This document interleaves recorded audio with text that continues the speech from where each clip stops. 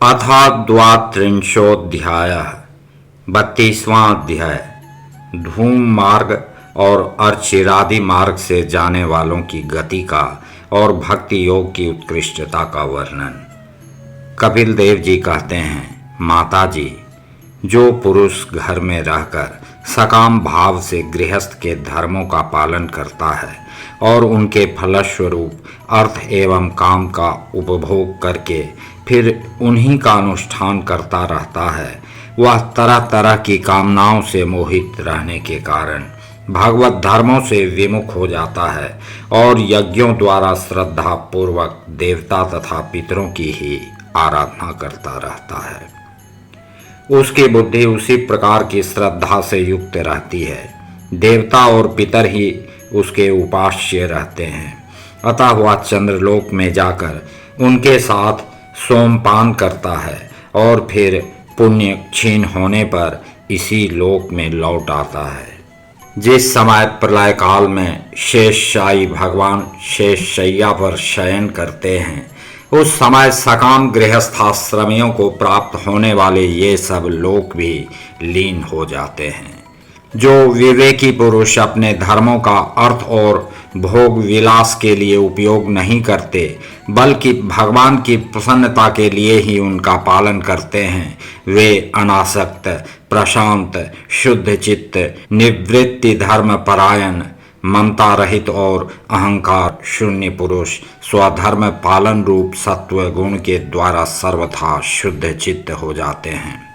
वे अंत में सूर्य मार्ग अर्थात अर्ची मार्ग या देवयान के द्वारा सर्वव्यापी पूर्ण पुरुष श्री हरि को ही प्राप्त होते हैं, जो कार्य कारण रूप जगत के नियंता, संसार के उपादान कारण और उसकी उत्पत्ति पालन एवं संहार करने वाले हैं। जो लोग परमात्म दृष्टि से हिरण्यगर्भ की उपासना करते हैं, वे दो परार्थ में होने वाले ब्रह्मा जी के प्रलय पर्यंत उनके सत्यलोक में ही रहते हैं। जिस समय देवतादि से श्रेष्ठ ब्रह्मा जी अपने द्विपरार्ध काल के अधिकार को भोग कर पृथ्वी, जल, अग्नि, वायु, आकाश, मन, इंद्रिय, उनके विषय, शब्दादि और अहंकारादि के सहित संपूर्ण विश्व का संहार करने की इच्छा से त्रिगुणात्मिका प्रकृति के साथ एक रूप होकर निर्विशेष परमात्मा में लीन हो जाते हैं, उस समय प्राण और मन को जीते हुए वे विरक्त योगी गण भी देह त्याग कर उन भगवान ब्रह्मा जी में ही प्रवेश करते हैं और फिर उन्हीं के साथ परमानंद स्वरूप पुराण पुरुष पर ब्रह्म में लीन हो जाते हैं। इससे पहले वे भगवान में लीन नहीं हुए, क्योंकि अब तक उनमें अहंकार शेष था। इसलिए माता जी, अब तुम भी अत्यंत भक्ति भाव से उन श्री हरि की ही चरण शरण में जाओ। समस्त प्राणियों का हृदय कमल ही उनका मंदिर है और तुमने भी मुझसे उनका प्रभाव सुन ही लिया है। वेद गर्भ ब्रह्मा जी भी, जो समस्त स्थावर जंगम प्राणियों के आदि कारण हैं, मरीचि आदि ऋषियों, योगेश्वरों, सनकादिकों तथा योग प्रवर्तक सिद्धों के सहित निष्काम कर्म के द्वारा आदि पुरुष श्रेष्ठ सगुण ब्रह्म को प्राप्त होकर भी भेद दृष्टि और कर्तृत्वाभिमान के कारण भगवद इच्छा से जब सर्ग काल उपस्थित होता है, तब काल रूप ईश्वर की प्रेरणा से गुणों में क्षोभ होने पर फिर पूर्ववत प्रकट हो जाते हैं। इसी प्रकार पूर्वोक्त ऋषिगण भी अपने अपने कर्मानुसार ब्रह्मलोक के ऐश्वर्य को भोग कर भगवद इच्छा से गुणों में क्षोभ होने पर पुनः इस लोक में आ जाते हैं। जिनका चित्त इस लोक में आसक्त है और जो कर्मों में श्रद्धा रखते हैं, वे वेद में कहे हुए काम्य और नित्य कर्मों का सांगोपांग अनुष्ठान करने में ही लगे रहते हैं। उनकी बुद्धि रजोगुण की अधिकता के कारण कुंठित रहती है, हृदय में कामनाओं का जाल फैला रहता है और इंद्रियां उनके वश में नहीं होती। बस अपने घरों में ही आसक्त होकर वे नित्य प्रति पितरों की ही पूजा में लगे रहते हैं। ये लोग अर्थ, धर्म और काम के ही परायण होते हैं। इसलिए जिनके महान पराक्रम अत्यंत कीर्तनीय हैं, उन भव भयहारी श्री मधुसूदन भगवान की कथा वार्ताओं से ये विमुख ही रहते हैं। हाय, विष्ठा भोजी कुकर सूकर आदि जीवों के विष्ठा चाहने के समान जो मनुष्य भगवत कथामृत को छोड़कर निंदित विषय वार्ताओं को सुनते हैं, वे तो अवश्य ही विधाता के मारे हुए हैं। उनका बड़ा ही मंद भाग्य है। गर्भाधान से लेकर अंत्येष्टि तक सब संस्कारों को विधि पूर्वक करने वाले ये सकाम कर्मी सूर्य से दक्षिण ओर के पितृयान या धूम मार्ग से पितृश्वर अर्यमा के लोक में जाते हैं और फिर अपनी ही संतति के वंश में उत्पन्न होते हैं।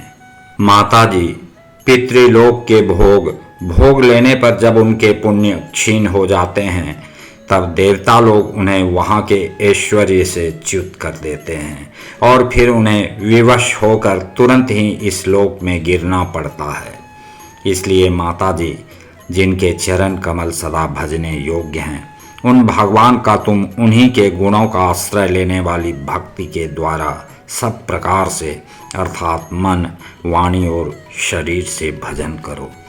भगवान वासुदेव के प्रति किया हुआ भक्ति योग तुरंत ही संसार से वैराग्य और ब्रह्म साक्षात्कार रूप ज्ञान की प्राप्ति करा देता है। वस्तुतः सभी विषय भगवत रूप होने के कारण समान हैं। अतः जब इंद्रियों की वृत्तियों के द्वारा भी भगवत भक्त का चित्त उनमें प्रिय अप्रिय रूप विषमता का अनुभव नहीं करता, सर्वत्र भगवान का ही दर्शन करता है, उसी समय वह संग रहित, सब में समान रूप से स्थित, त्याग और ग्रहण करने योग्य, दोष और गुणों से रहित, अपनी महिमा में आरूढ़ अपने आत्मा का ब्रह्म रूप से साक्षात्कार करता है। वही ज्ञान स्वरूप है, वही पर ब्रह्म है, वही परमात्मा है, वही ईश्वर है, वही पुरुष है, वही एक भगवान स्वयं जीव, शरीर, विषय, इंद्रियों आदि अनेक रूपों में प्रतीत होता है। संपूर्ण संसार में आसक्ति का अभाव हो जाना, बस यही योगियों के सब प्रकार के योग साधन का एकमात्र अभिष्ट फल है। ब्रह्म एक है, ज्ञान स्वरूप और निर्गुण है, तो भी वह बाह्य वृत्तियों वाली इंद्रियों के द्वारा भ्रांतिवश शब्दादि धर्मों वाले विभिन्न पदार्थों के रूप में भास रहा है। जिस प्रकार एक ही पर ब्रह्म महत्तत्व, वैकारिक, राजस और तामस, तीन प्रकार का अहंकार, पंच महाभूत एवं 11 इंद्रिय रूप बन गया और फिर वही स्वयं प्रकाश इनके संयोग से जीव कहलाया, उसी प्रकार उस जीव का शरीर रूप या ब्रह्मांड भी वस्तुतः ब्रह्म ही है, क्योंकि ब्रह्म से ही इसकी उत्पत्ति हुई है। किंतु इसे ब्रह्म रूप वही देख सकता है जो श्रद्धा, भक्ति और वैराग्य तथा निरंतर के योगाभ्यास के द्वारा एकाग्र चित्त और असंग बुद्धि हो गया है। पूजनीय माताजी, मैंने तुम्हें यह ब्रह्म साक्षात्कार का साधन रूप ज्ञान सुनाया। इसके द्वारा प्रकृति और पुरुष के यथार्थ स्वरूप का बोध हो जाता है। देवी, निर्गुण ब्रह्म विषयक ज्ञान योग और मेरे प्रति किया हुआ भक्ति योग, इन दोनों का फल एक ही है, उसे ही भगवान कहते हैं।